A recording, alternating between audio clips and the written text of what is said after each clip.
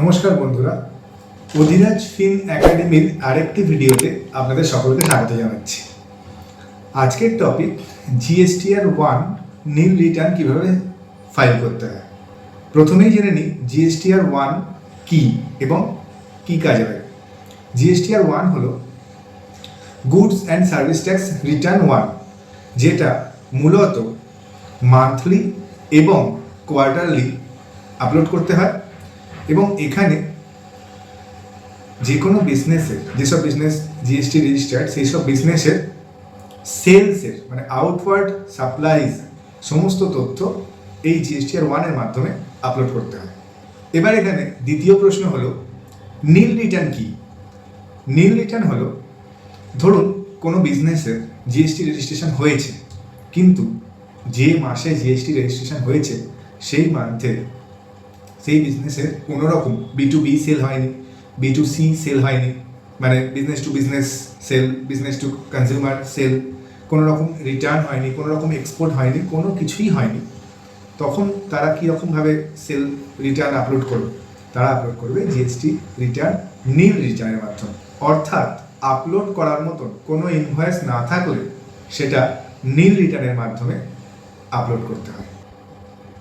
এবার এখানে third question হচ্ছে নীল রিটার্ন কেন আপলোড করতে হবে। রুল বলছে, জিএসটিতে রুল বলছে, আপনি একবার জিএসটিতে রেজিস্ট্রেশন করে ফেললেন মানে যতদিন না পর্যন্ত আপনি সেই রেজিস্ট্রেশন ক্যান্সেল করছেন ততদিন পর্যন্ত আপনাকে রিটার্ন ফাইল করে যেতেই হবে। সেই রিটার্ন যদি মানে নীল রিটার্নও হয় তাহলেও ফাইল করতে হবে, মানে আপনার বিজনেস হোক বা না হোক, আপনার সেল হোক বা না হোক, আপনাকে রিটার্নটা ফাইল করতেই হবে। তাই রিটার্ন নীল হলেও সেই নীল রিটার্ন ফাইল করাও বাধ্যতামূলক। কমপ্লিয়েন্স স্কোর ঠিক রাখতে এবং ফিউচারে লোন বা টেন্ডার এই ধরনের কাজে যাতে সমস্যা না হয়, সেই কাজ যাতে স্মুথলি এগিয়ে যায়, সেই জন্য জিএসটি নীল রিটার্ন হলেও আমাদেরকে ভরতে হবে। এবার জিএসটিআর-1 কখন ফাইল করতে হবে? যদি মান্থলি রিটার্ন জমা করার ফাইল থাকে তাহলে যে মাসের জিএসটি ফাইল করবেন তার পরের মাসের 11 তারিখ পর্যন্ত সময় থাকে, এবং যদি কোয়ার্টারলি রিটার্ন হয় তাহলে যে কোয়ার্টারের ফাইল করবেন তার পরের কোয়ার্টারের নেক্সট মান্থের 13 তারিখ পর্যন্ত সময় থাকে। একটা এক্সাম্পল দিই, ধরুন এইটা মার্চ মাস চলছে, অতএব আমি ফেব্রুয়ারি মাসের জিএসটিআর-1 জমা করতে পারবো মার্চ মাসের 11 তারিখের মধ্যে, এবং যদি কোয়ার্টারলি হয় তাহলে এই জানুয়ারি, ফেব্রুয়ারি এবং মার্চ এই 3 মাসের জিএসটিআর-1 আমাকে জমা করতে হবে এপ্রিলের 13 তারিখের মধ্যে। তো চলে আসুন, আর দেরি না করে শিখে নিই নীল রিটার্ন জাস্ট 2 মিনিটের মধ্যে কিভাবে ফাইল করা হয়। প্রথমেই আমরা গুগলে টাইপ করে নেব জিএসটি লগ ইন বলে। জিএসটি লগ ইন টাইপ করার সাথে সাথে গুগলের এই পেজটি খুলে যাবে। এর প্রথম লিঙ্কটায় আমরা ক্লিক করব। দেখুন নিউ জিএসটি রেজিস্ট্রেশন, এই প্রথম লিঙ্কটায় ক্লিক করে একদম ডান দিকে একটি অপশান আছে লগ ইন বলে, ওই লগ ইন অপশানটায় ক্লিক করব। তারপরে ইউজার নেম এবং পাসওয়ার্ড দিয়ে আমি যার জিএসটিআর-1 মানে যে বিজনেসে জিএসটিআর-1 করতে চাইছি সেই বিজনেসের পোর্টালটি খুলে ফেলব। সেখান থেকে আমরা যাব সার্ভিস থেকে রিটার্ন ড্যাশবোর্ড দিয়ে ফাইন্যান্সিয়াল ইয়ার এবং কোয়ার্টারটা সিলেক্ট করব। দেখুন আমি এখানে সিলেক্ট করব জানুয়ারি থেকে মার্চ, তারপরে পিরিয়ড জানুয়ারি, কারণ আমি জানুয়ারি জিএসটিআর-1 দিচ্ছি। সেখান থেকে আমরা যাব প্রিপেয়ার অনলাইন। দেখুন জিএসটিআর-1 এর প্রিপেয়ার অনলাইন অপশানটায় যাব।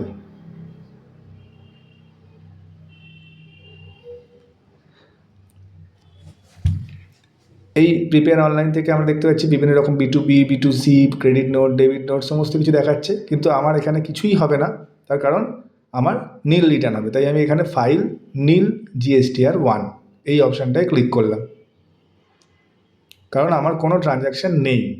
সেখান থেকে আমি যাব ফাইল স্টেটমেন্টে ক্লিক করতেই আমার এখানে অপশান চলে এলো যে আমি ফাইল করতে চাই এবং ফাইনাল আমাকে কার নামে আমি করতে চাইছি তার চেকবক্সে ক্লিক করে ফাইল উইথ ইভিসি করলেই রেজিস্টার্ড মোবাইল নাম্বারে ওটিপি চলে যাবে।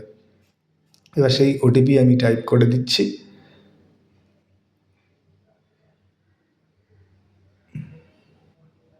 ওটিপি টাইপ করার পর ভেরিফাই বাটনে ক্লিক করলেই আমরা দেখতে পাবো একটা পপ আপ ওপরে চলে এসেছে, যেখানে লেখা উঠছে GSTR 1। আমি এখানে দেখতে পাচ্ছি আমার GSTR 1টি কমপ্লিটলি সাকসেসফুলি ফাইলড হয়ে গেছে। এবার এখান থেকে আমি ভেরিফাই করে নেব। কীভাবে ভেরিফাই করব যে ফাইল হয়েছে আদৌ কিনা?